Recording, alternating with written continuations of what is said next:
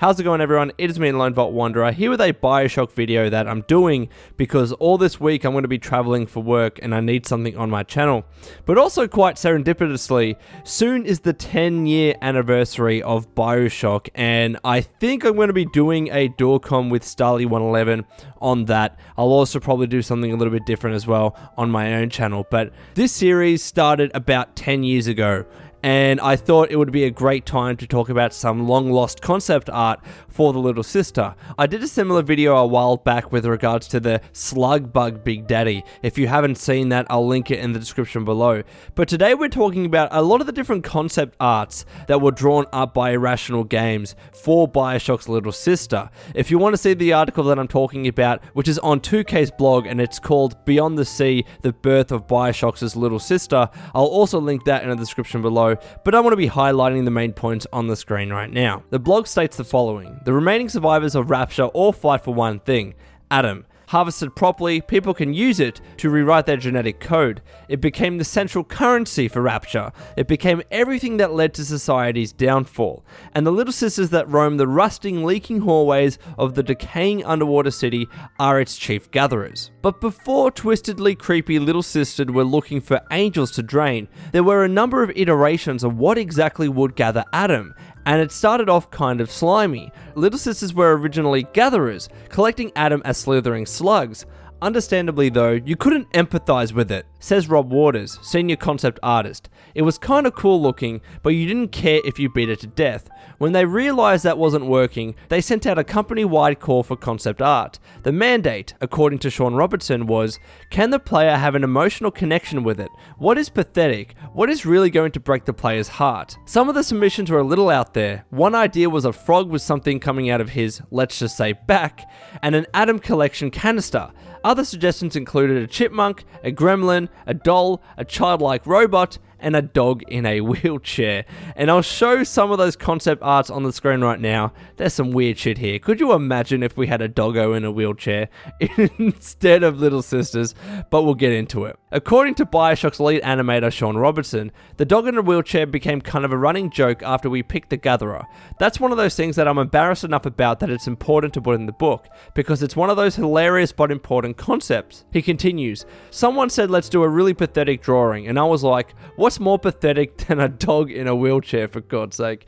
I've been paying for it ever since. As far as inside jokes go, that's one of the big ones. What inspired the final direction, though, was a sketch of a withered old face on a young girl's body. Waters explains the original girl looked like Gollum. Her hair was falling out and she was sad and old looking.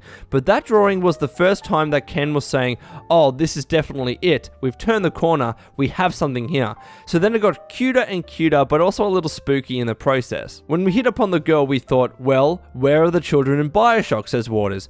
That in turn shifted the story and helped kickstart a more compelling relationship between what would become the little sister and her protector, the Big Daddy. So this is all really interesting stuff. I love hearing about how characters in my favorite video games actually came to fruition, and seeing all of these different cool concept arts and what the animators and artists were thinking of before they decided on the final creation. And when it comes to Bioshock's little sisters, yes, they hit it right on the head, and of course they did. They created the damn game, but it was the empathy, right? The empathy that you felt because of the little sisters, because you had that choice in terms of saving them or harvesting the Adam from them. The empathy was just key, wasn't it? It made that choice so much harder in the game, and really it was one of those core constructs of Bioshock. As you play that game, you had to determine whether it was more important to get more Adam at the time or to save these little sisters. And at the time, you didn't really know what kind of impact that would have had on the story and the ending, but it did have a pretty big impact. Also as well, you didn't know that by saving these little sisters, if you decided to cave into that empathy, that they would actually help you throughout the game and give you more Adam and give you gifts along the way. So that empathy was absolutely key, and let's be real here, we certainly would not have had it with this fucking thing on the screen right now. Look at this robotic little sister, and imagine that being in the game instead of the little sisters as we know today. They reference it off a fucking microphone, for God's sake. It's the weirdest, strangest thing that I've ever seen.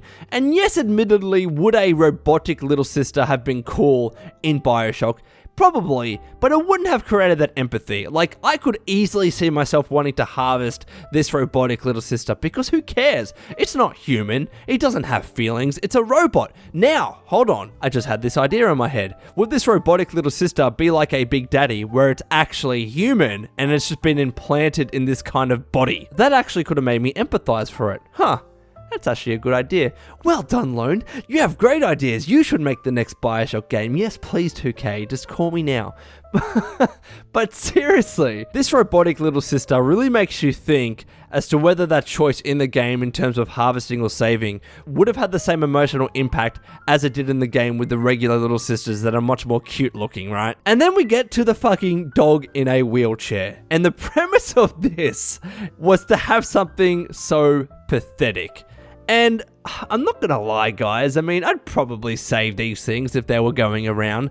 I mean, really, it's a doggo in a fucking wheelchair. We all love dogs, right? As humans, we tend to love dogs and animals more than fucking other humans themselves. Let's be honest here, right? We really do. And there's nothing most of us love more than an absolutely cute, adorable dog. Now imagine in Bioshock you saw one of these things kind of limbering around, trying to get some Adam in its little wheelchair. I mean, this would have been the most sad, pathetic, but strange thing, and I'm glad they kind of cut this idea out, and I know that it became an inside joke, but god, this would have been just sad and depressing to see in the game. Really, it would have. And then we get to the bloody Golem little sister, and this seemed to be kind of the base little sister that when it was created, it was custom formatted into the little sister as we know it today. This kind of cute little girl in the game that we would actually feel empathy for and want to save, or at the very least have a tough time deciding in terms of whether to save her or not. And it's interesting how this was inspired by Gollum, because if any of you have watched Lord of the Rings, I mean, I don't know what it is about Gollum in there, but you do feel some empathy for Gollum in Lord of the Rings, especially when he's trying to fight internally with Gollum and his own, original persona, the little hobbit that he once was. They could have done something similar with these Gollum-looking little sisters that kind of degraded, I guess, from young girls. I mean, they were regular young girls that now look like these atrocities, but maybe once you saved one of these Gollum-looking little sisters, and they probably could have showed you this as a tutorial to see what would have happened, but maybe the decision to save one of these things actually turn them back to a normal little girl. We kind of have that, of course, with Bioshock now, but the change wasn't that drastic. The little sisters nowadays, while they are kind of cute, they're still creepy looking, yeah, but these things are absolute monsters. Now imagine making the decision to save one of these things and have it turned into a regular little girl. That would have been a big decision. I think that would have actually made people feel good about the decision that they made. But of course, Irrational Games was going for that empathetic line of argument here, so I see why they made the little sisters the way they are today. But anyways, this was just an interesting piece of development history that I wanted to talk about for Bioshock. I really enjoyed this video. I really got into it. Let me know what you think about this in the comments below, Wastelanders. And until next time, this has been the Lone Vault Wanderer. Please take care of yourself, and would you kindly keep fighting the good fight.